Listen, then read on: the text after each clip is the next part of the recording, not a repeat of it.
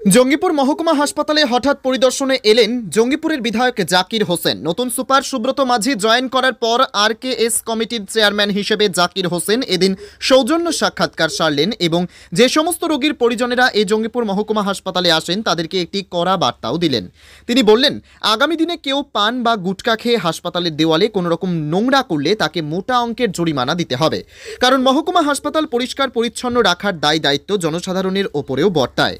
জঙ্গিপুর মহকুমা হাসপাতালে কিভাবে আরো উন্নত করা যায় তারও কিছু পরামর্শ দিলেন নতুন সুপার সুব্রত মাঝে।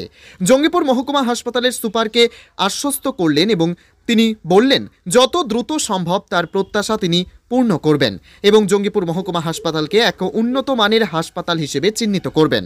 ব্যুরো রিপোর্ট, এসটিভি নিউজ, সময়ের সাথে সত্যের সন্ধানে। সুব্রত মাঝি এই হসপিটালের সুপার হয়েছে।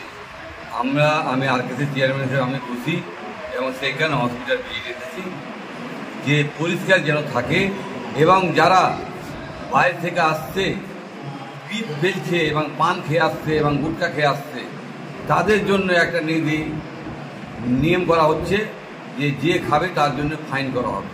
কারণ হসপিটাল পরিষ্কার থাকা আমাদের অবশ্যক, কেন এখানে 10 লাখ লোকের চিকিৎসা হয়, 10 লাখ লোকের জীবন জড়িয়ে আছে, তাদেরকে বাঁচাবার জন্য এই ভিজিট এসেছি।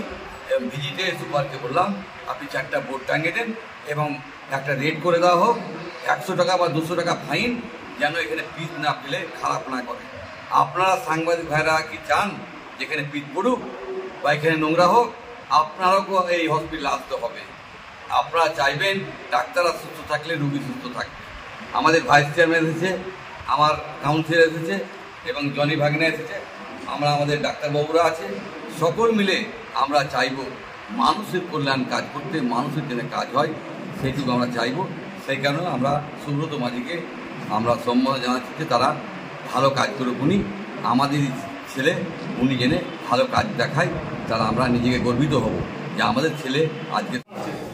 এমএলএ সাহেব হচ্ছেন আমাদের হসপিটালের আরকেএস কমিটির চেয়ারপারসন। উনি হসপিটালের উন্নতি গল্পের জন্য আমাদের হসপিটালে কী কী পরিষেবা আরও বাড়ানো যায় বা হসপিটাল কীভাবে পরিষ্কার পরিচ্ছন্ন দেওয়া যায় বা আরও কিছু উন্নত পরিষেবা দেওয়া যায় সেটা দেখভালের জন্য এসেছিলেন। এবং সঙ্গে আমি নতুনভাবে সুপারের দায়িত্ব নিয়েছি, উনি একটা সৌজন্য সাক্ষাৎমূলক পরিচয় করার জন্য এসেছিলেন। ইনি তো একটা বার্তাও দিলেন যে আপনার গ্রামের ছেলে, তাহলে কি আপনাদের কাজ করতে অনেকটা সুবিধা হবে হাসপাতালে? সুবিধা তো আছে, প্লাস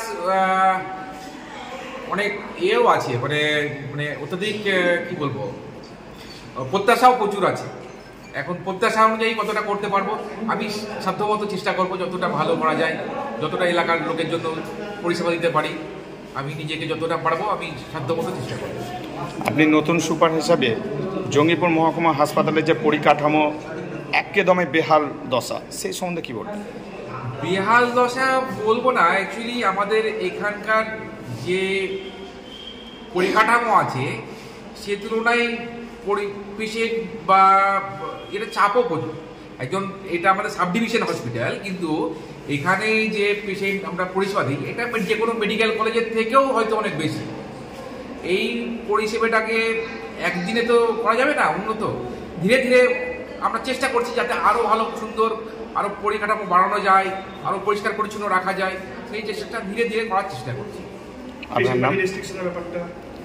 আপনার নাম? আমার নাম সুব্রত মাঝি। আপনি বর্তমানে? আমি বর্তমানে সুপার হসপিটাল। কোন হাসপাতাল? জঙ্গিপুর হসপিটাল।